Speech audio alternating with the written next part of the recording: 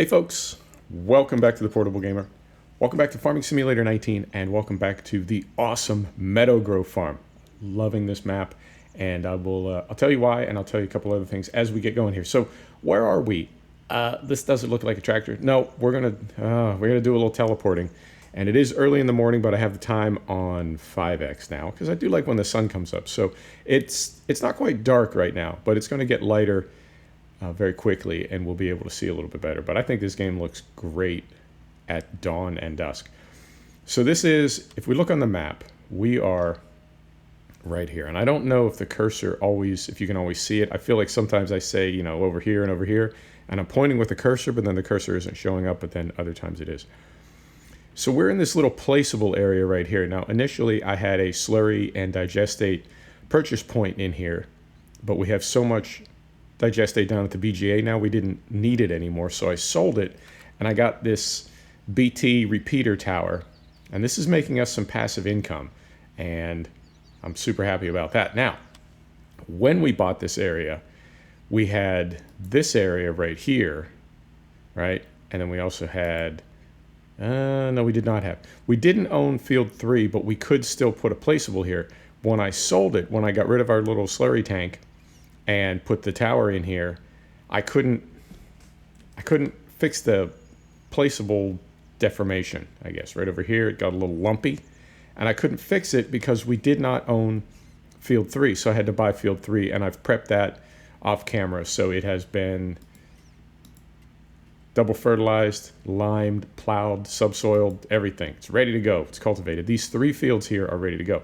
Also off camera, I can move my cursor here. There it is. Also off camera, I planted field 14, which was soybeans, planted that as grass, and I planted field 24, which was soybeans also. I planted that as grass, and I have harvested all of these, mowed, whatever it is when you bring grass in. I brought these in twice, and down we go to the BGA. 2 times, all those fields twice, when they've been double fertilized, gives us,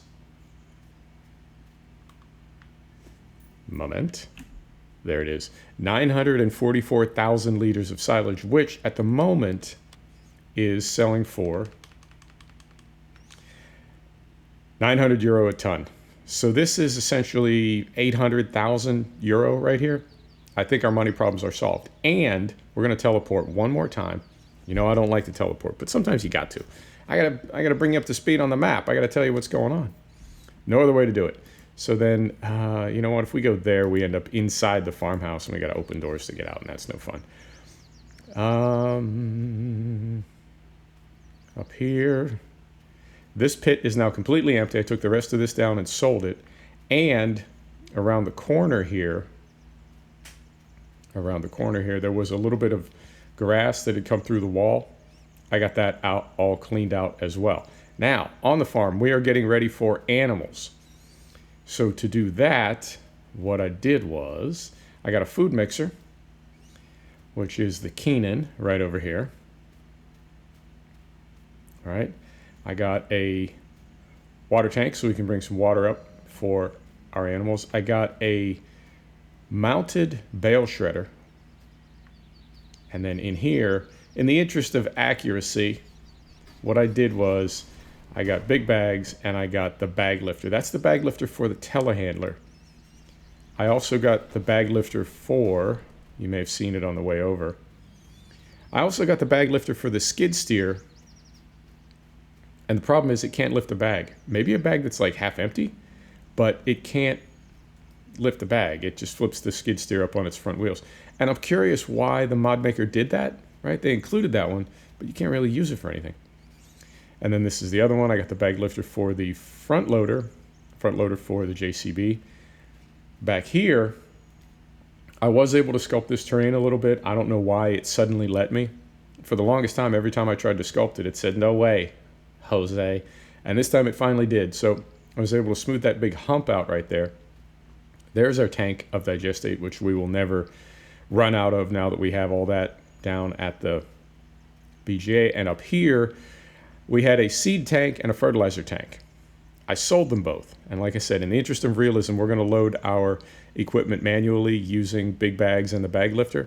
So I got rid of those tanks. We're going to try to be more realistic. And I replaced them with these 3 solar panels. These 3 solar panels, plus the BT repeater tower, are giving us some nice passive income, about 20,000 euro a day. And then we've also got, like I said, I don't know, 800,000, at least 800,000 euro in the BGA at the moment. And there you go. There's the sun coming up at 5x. So let's get some crop in fields 2, 3, and 20. And I guess we'll go, let's go soybeans in field 3 and canola in fields 2 and 20. I'm sorry, reverse that. Canola in field 3 and soybeans in 2 and 20. So first we will need us a tractor. I know where one is. This map, I liked it when I first played it, but I have to say it didn't grab me right away. You know, when I got on Holzer map. When I got on Holzer map, that immediately it just resonated with me. It really, really worked. This map, I have to say, it took a minute for me to get it. And I do get it now. I think I do. It's got, to me, it's got kind of a, kind of almost a Coldborough Park feel to it. Let's try it with the brake off. There we go. It's got almost a Coldborough Park feel to it. I really, really like it. It doesn't have the long view of Coldborough Park. But other than that, to me, it's got a very similar feel. Hang on. Had to turn my headset down just a little bit. And I really, really like it. I find it to be just a fantastic map. It's very, there's a lot to do. It's balanced really well. And I think that is, I'm coming to realize that is the quality for me that defines a good map, whether it's UK style, which I think is my first choice for maps. I really do love this style of map, the architecture, the lanes, the hedges, everything. I just like UK maps. But I also like German style maps, and I sort of like Polish maps, but I'm a little bit more particular about that. Some work for me, some don't. And I guess what I'm getting at is that it doesn't matter what style of map it is, as long as it has that balance. I think balance is where it's at. So we are going to set the brake, right? We're going to lower this thing. We're going to open it up. Beautiful. Now, it's got, what's it got in it right now? It's half full. So we need to come over here, hop in our telehandler. Telehandler is the only thing that I've found at this point, other than the wheel loader, that can lift one of these big bags of seed. Maybe when they're half empty. But at the moment, they ain't half empty. They are 100% full. So that is, they're pretty heavy. Now, this thing is on this side. And this is, that's fertilizer and that's seed. So we're going to need to grab this thing, pull it out, and then open the other door. And I'll tell you why we're going to need to do that once we get over here. It's not a bad thing, but it is something you need to be aware of when you're using these big bags. And these are the big bags by, it's LSFM. It's essentially the Meadowgrove crew, which I tend to think of as Farmer Andy, but I know there's some other folks involved, so I don't want to, you know what I'm saying, diminish their contribution as though they didn't do anything. But that's from that crew, and it's a good mod. And anytime I play with a mod that is that sort of developed, you know what I mean? It's obviously got some time and effort put into it. Anytime there's a quirk or you know what I mean? Something's a little funny about it. Anytime that happens with what I think of as a good mod, a real mod, I always look to myself, what am I doing wrong? Because that is not a mod that was just slapped together. Somebody put some time and effort into that. So if I can't make it work just right, what am I doing wrong? At least that's how I look at it. So we're going to grab this thing. All right about like so. Oh, Okay, it's got a little bottom on it. So come out here. Come out here. We're going to close this door and open this one. All right, that's right. So what I've noticed about these bags is, this is going to take a second to line up here. Moment. There we go. And then we'll back it up. What I've noticed about these bags is you need to be absolutely spot on in terms of like how you line it up, because it's, we'll zoom in here and you'll be able to see a little better. It's got the actual like lifting mechanism up top, and then it's got those two stabilizer bars at the bottom. If either of those bars even like brushes the bag in the tiniest little way, it will begin to turn it sideways, and then the top bar won't be able to catch the little eyelet, the little hook. So this part right here is pretty tricky. Now, you can also see it's down at the bottom. You can bind it in there, and if you don't, it lifts it with a little elasticity, and you will get some pendulum, right? So if we try to drive it like this, in fact, we will. I'll show you. Tilt that back a little bit so it doesn't slide off. But as it moves around, it will sort of jerk the telehandler in this case, or the front loader, or whatever. You can feel it, the weight sort of pulling you around. If you click the button and lock it in place, it's, I don't know if it's the locking script, the auto load script, but it's some kind of a lock script. And essentially what it does is makes the big bag now part of the implement, and so you don't get that swinging. So depending on how realistic you want to be, you can go either way, but I definitely learned, like, you've really got to be accurate when you slide it in there, or you'll begin to turn, or you'll begin to turn the bag sideways, and once it turns sideways, then it's very difficult to control. It's very difficult to get it back on the hook. There we go. Almost slid it off the end. So now we'll see if this loads. And it does. Fantastic. Clip through the lid there. Didn't plan that part. And I want to get this just a little bit out of the way because we're going to be bringing our JCB over with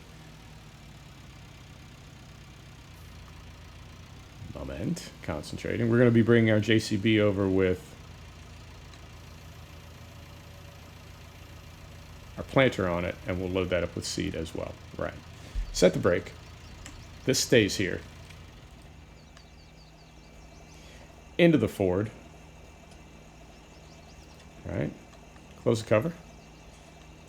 Lift it up. Here we go. You know, in terms of playing realistically, I know everybody's got a different definition of realistic, and I know some people play realistically and other people look at that style of play and say, man, that's way too much work. You don't even, it's like you're not even having fun. And other people say, you know, I play pretty realistically, and somebody sees their style of play and says, it's not even close. It's not even close to realistic. What are you doing? Ultimately, it's a video game. You know, you play the way you want, and although I do try to play realistically, I realize that I skip some steps. I skip things that personally I find to be kind of tedious, and I think a lot of people do that. That's a great thing about gaming, is you really can't play it however you want. You know, it's like a Bob Ross painting. It's your world, man. It really is. You can do whatever you want. Do whatever makes you happy. So I've been, it was a bit of a grind to get all that grass brought in. I found it took me about 90 minutes to mow everything and about 2 hours to gather it all up. Now, the second cut I did as an experiment. First cut, I rented the Big M and used our loading wagon. Second cut, I rented the JCB 8000 and 2 butterfly mowers, but they're mod mowers that do swath. So that was cool. They're not quite, they're, I don't know, maybe 15% narrower than the Big M. So we did have a little bit, not extra work, but you know what I mean. They weren't quite as efficient as the Big M. But they did swath, and then because I had the extra horsepower of the JCB 8000, I rented a 50,000 liter loading wagon versus our 23,000 loading wagon, 23,000 liter loading wagon, and was able to save a trip essentially for every other load that I took down there. And by combining those two, I think I saved some time. So I don't know if we're going that route long term, as far as buying or renting more often the JCB 8000. Right, let's turn this on, just confirm that we got our dumb worker on. Everything is ready. We don't want to plant grass again, oh goodness. That would be, I don't know what I'd do. I guess we'd have to harvest this field just to save face. Right, we are headed the right way. Let's get that. There we go. I'm going to put it on a worker. There you go. Let's see how he does. There he goes. Well, there she goes. He is a she. Fantastic. So far, so good. So far, so good. Missing a little bit just on the edge, but I'm not worried about that. As big as these fields are, and with them giving a double yield, I'm not going to get fussy about a little percentage here and there. Not even worth worrying about. Not even worth it. Right, so there goes the Ford. And that, you know what? That might be a nice thumbnail. What do you say? Tell you what, is it that one? Left all one. There we go. Left all one, I said. There it is. Little thumbnail.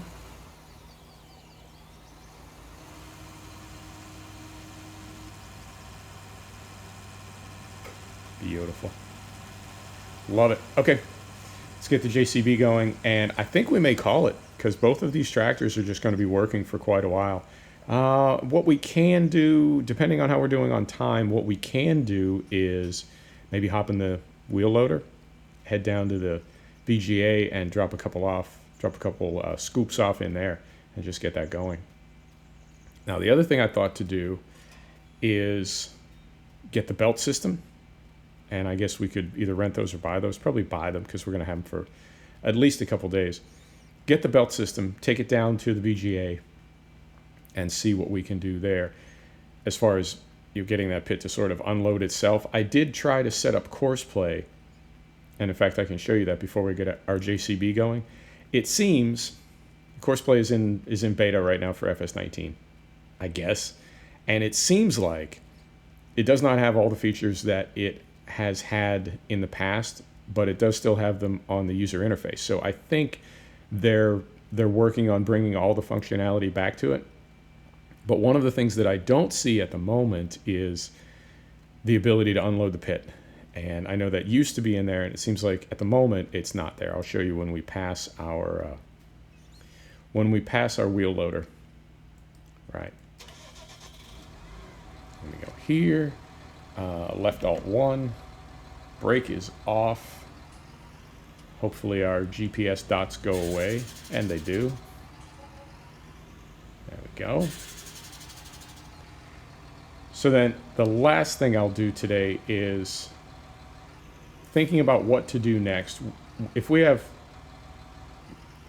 essentially €1,000,000, we can do anything we want. I did get the equipment that we'll need for animals, right? So we're covered there. We could start animals next episode if we want. And we'll have plenty of money to buy them. So that's a good thing, right? We won't have to borrow any money. This seems, yeah, let's line this up a little better. There we go. There we go. So we can just buy animals for cash, and I think, as much as animals eat in FS19, I don't know how many cows you'd be comfortable having at the dairy, but we got to feed them. Now, we do have plenty of grass fields to bring in hay and silage, but we will have to feed these animals a lot. So, you know what I mean? Well, we don't want to buy 1,000 cows. I mean, we want to, but we won't. So there's really no way we can spend all that money. So that means we can buy other property, other land. Do these lids open? They do not. Okay. So we hop over here in our telehandler. All right, brake is off. Lift this up. Back it up.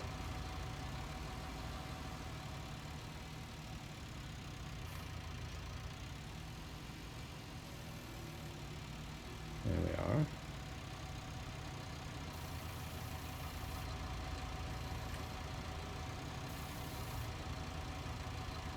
There we are. Didn't take much. Now we've got... wait a minute. Wait a minute. Did it fill it? I saw it. No, it hardly filled it at all. Okay, so we got to find a sweet spot is what we're looking for. Story of my life. Right, so we go here. We go here.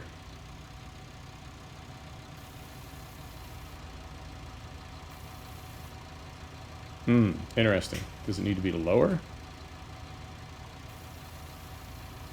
It just needs to be right there. Right. Did we get it that time? We did. Okay. So now we'll take this over. And, you know, those fields have been double fertilized, so I don't think we even need to add fertilizer to this thing. So we can just... we don't need to park this up at the moment.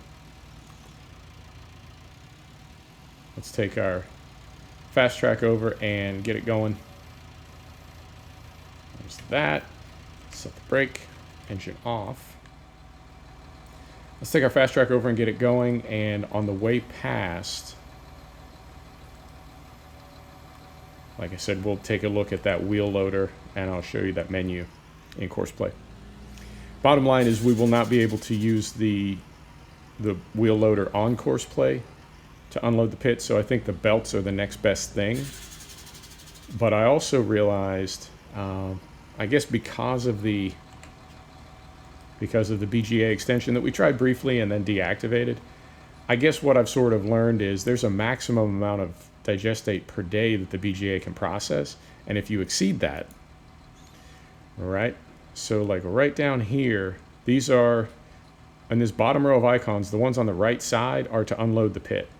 And then up here, these would be, you'd be able to select these as well. Now, I don't know if I'm just doing it wrong, but I tried everything that I could think of down at the BGA when I had the wheel loader down there to put in a course before I filled the pit, which I found is a better way to do it, right? Rather than trying to drive the wheel loader up on top of the silage to make a course. It's easier when the pit is empty. So I took it down there empty, took it down there when it was empty, and tried to get course play going. And I tried just about every combination I could think of, and I really could not get it working. So I think it could be either I'm doing it wrong, or it could be that course play just has not had those functions added yet, but it will in time. And it's course play is on GitHub right now, and if you want to check it out, they're updating it a lot. They're constantly updating it. I get a new one about every 2 weeks. I don't need to get a new one every day, like as far as a new version. But at some point, I'm guessing that stuff will be added, and we'll go from there. Trying to think what else. Yeah, as far as maximum silage per day through the BGA, I think if you use just the hours of daylight, I mean, you could certainly go from midnight to midnight, but I think if you just go daylight hours, whatever, 14, 15 hours of daylight, I think you can get about 300,000 liters per day through there. So we're about 3 days away from completely emptying that pit. And the money that we'll get, I mean, in the meantime, we're going to make another 100 grand from passive income. So we're making money faster than we can spend it at this point. And because it is a small farm, we don't have a need for any really gigantic equipment. I may get a bigger combine harvester. There's a couple I'm thinking of. A couple I got my eye on.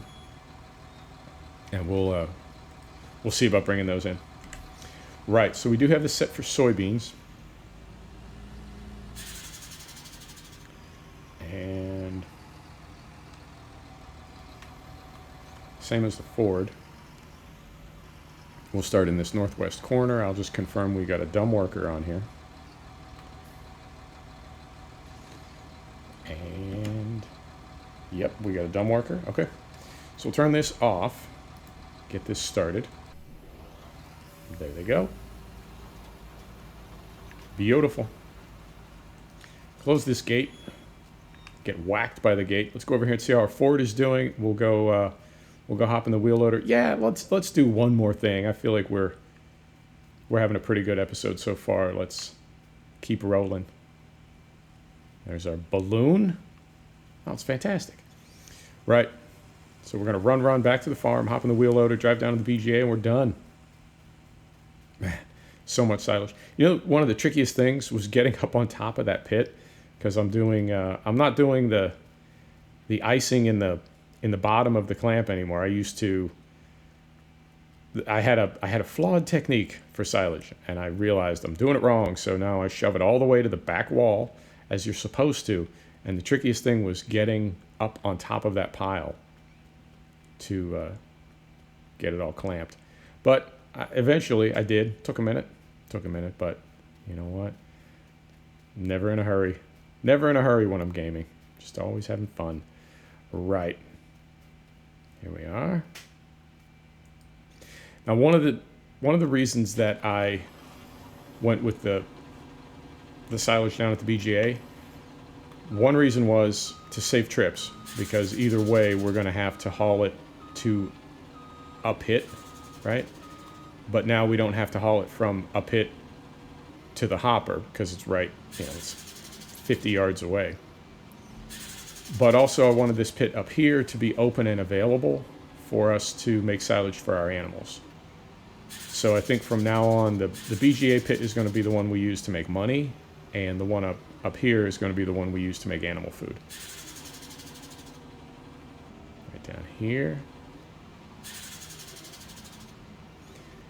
Now, it's possible that as we buy more fields closer to the BGA, that we will make those grass fields, right, to save time and distance, and we'll convert our grass fields that are further away from the BGA. We'll convert those into arable, right, and do it that way. So we're saving fuel and saving time, saving driving time as much as possible. Efficiency, yo. That's what I'm after. So next episode, we will either buy animals or work down here at the BGA. Although, I mean, I have to say, setting up the belt system can be kind of fun, kind of tricky, have a little fun doing that. But for the most part, unloading a pit is not the most entertaining video. So we'll see. We'll decide what it is that we want to do next time. Right, here we are. I can't believe we have almost 1 million liters of silage. That's crazy. Right in here. Oh yeah, this is going to take a minute. So we go here. We go here.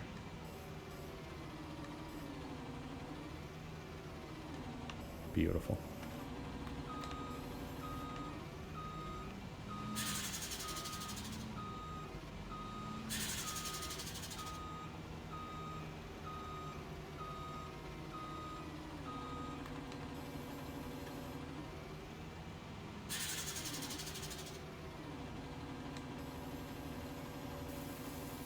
There you go. I'll just have to do that, 200 more times? I love it. There you go. Folks, thanks for stopping back to check out The Portable Gamer. Thanks for joining us for another episode of Farming Simulator 19. This is Meadowgrove Farm. We'll see you next time. Take care now.